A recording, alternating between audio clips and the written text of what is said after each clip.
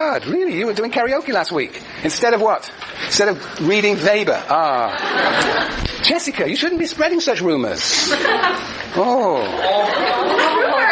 These are my loyal lieutenants. They don't sing. All right, fine, let's move on.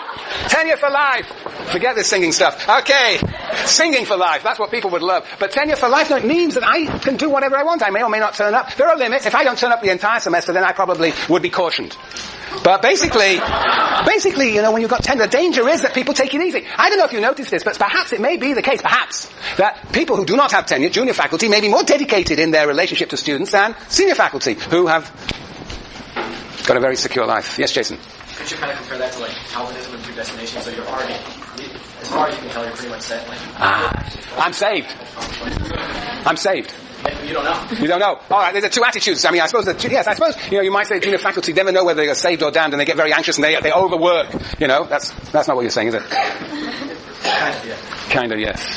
Yes. Look, you're absolutely right that there is a Calvinist underpinning to the idea of bureaucracy, the idea of discipline. That is absolutely correct. See, Weber only talks about the Calvinist underpinnings of modern Western bourgeois rational capitalism, but other writers actually, like a fellow called Phil Gorski, who wrote a wonderful dissertation here, talked about the ways in which Calvinism underpinned the entire disciplinary society of Germany and of Holland, of parts of Europe, where Calvinism was strong. And that's why you get a peculiar form of bureaucracy in Germany, one that is very much based on the idea of discipline, methodical organization of life, tenure for life.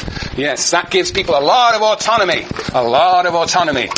What about reward according to position? Again, if you get rewarded according to position rather than to your work, you can relax. You don't need to be accountable. There's no incentive to work, no incentive to apply oneself, to work hard. But if one is imbued with the Calvinist work ethic, one will do so anyhow. That's what's presumed here, I think. And career, well, if you're following a career, you get careeristic, and therefore you will be concerned, for example, in this university with publishing, or getting a PhD done, rather than committed to what? Teaching. Careerism often distorts the effectiveness of one's carrying out of a job. Again, these are the dysfunctions that Weber does not talk about. But I think it was Neil who said that they're sort of implicit there. You can find them. And I think these dysfunctions are held in abeyance because the assumption is that the official is of a Calvinist character and will be committed to work. What have I done wrong? What's the mumbling here? Lauren? Can you say careerism? Careerism. Careerism is the pursuit of career. And that is the idea that one pursues career at all costs. That is in the case, for example, of this university. And if you're a faculty person, the point is not to be very effective teaching. That will get you nowhere in your career. But publishing will. Publishing takes time, so you prepare your classes less and less, and you're obsessed with publication. And that distorts the way that you carry out your function as teacher. Alex, you got a good example of this? But doesn't also mean that you can't say certain things. Aha! Because I remember when I started at the University of Oslo, many years ago, there was a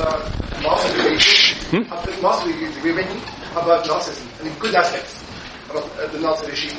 And of course, it was a big discussion, A or F. A or F. Is it flunk or best grade, the highest grade?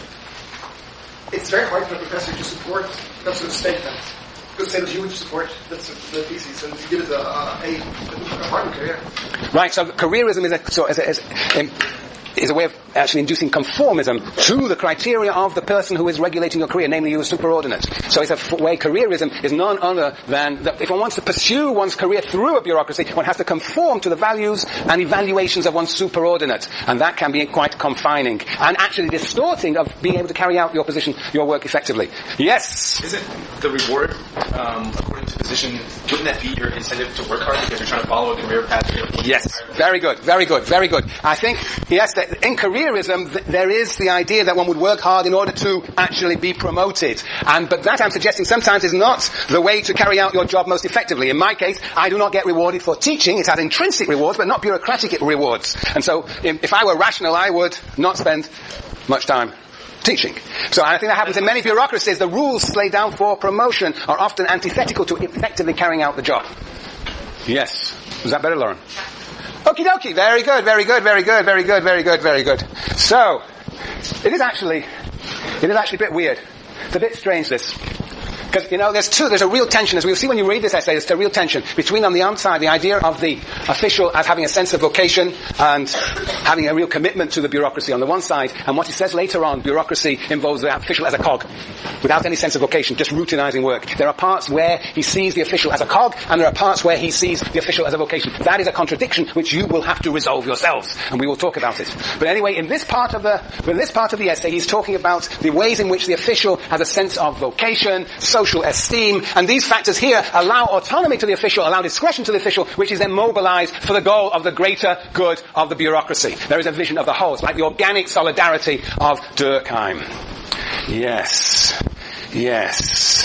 I think you might say we should compare this this vision here, not this one here, but this vision here of the official, how does it contrast with the proletarian, with the worker, with the wage laborer? How does this contrast with the wage laborer? The proletarian?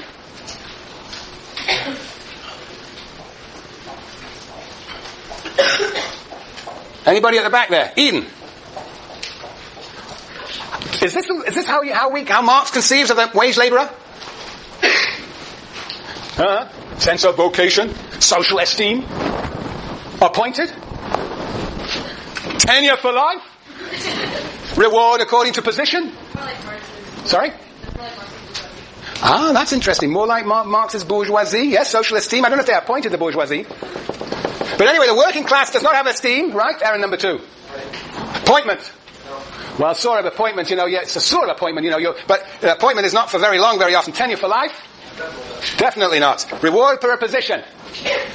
Insofar as work is bureaucratized, perhaps there is reward for position as opposed to reward for work. Piece rate systems is reward for work. But increasingly we have reward for position, so it's a sense of bureaucratization of factory work. Career? Factory workers usually don't have much of a career. Basically, you might say this is almost in some ways antithetical to the idea of the wage laborer. Well, alright, this is an official. How does this official compare with Lenin's official? Well, we've already said. Lenin's official is subject to election, not appointment, is subject to instant recall, no tenure for life, and is accountable to the people, not to the superordinates, not appointed. So there's a real contrast here between the proletarian on the one side and Lenin's official on the other. Very good.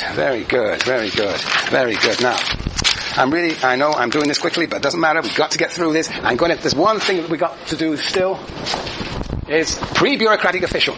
Now let's see if we can, in 2.5 minutes, see if we figure this one out. Look. Do you remember Marx and feudalism?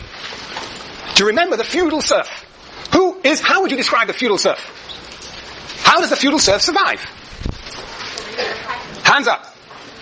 I heard something over. Yes, Juliana. They're bound to the land, they produce the means of their subsistence on the land, but only insofar as they offer rent to the Lord. So the Lord takes rent, a surplus rent, and in exchange the peasant, the serf, is able to produce the means of their own existence. Yeah. So, what happens with capitalism is what?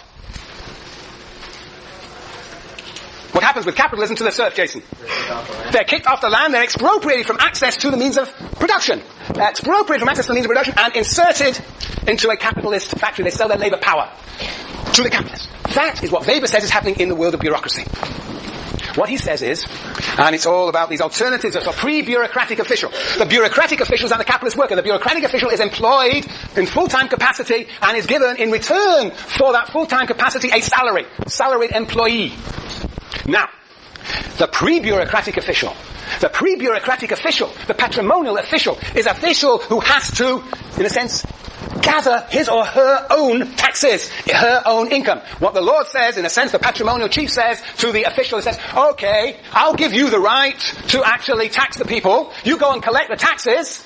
You keep 3/4 and I'll have 1/4. That is the way that patrimonialism, or one way patrimonialism works, called tax farming.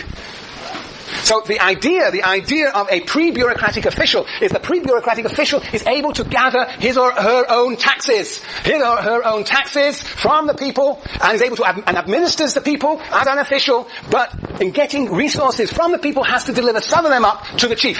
With the transition to bureaucracy, the official is expropriated from control over the means of administration. The official no longer controls the means of administration. The official now is slotted into the bureaucracy. The means of administration are controlled by the chief of the bureaucracy. That is the transition that Weber is talking about. It is the ways in which the salaried official is created through the expropriation of his or her control over the means of administration and the means of tax collection. Whew. Whoa, I'm worn out. It's 2:30. You're awake. Very good. 3:30. So, next time, I'll go over this last part again, and then we will talk about democracy and bureaucracy. And I'll see you tomorrow in 170 Barrows. Whew.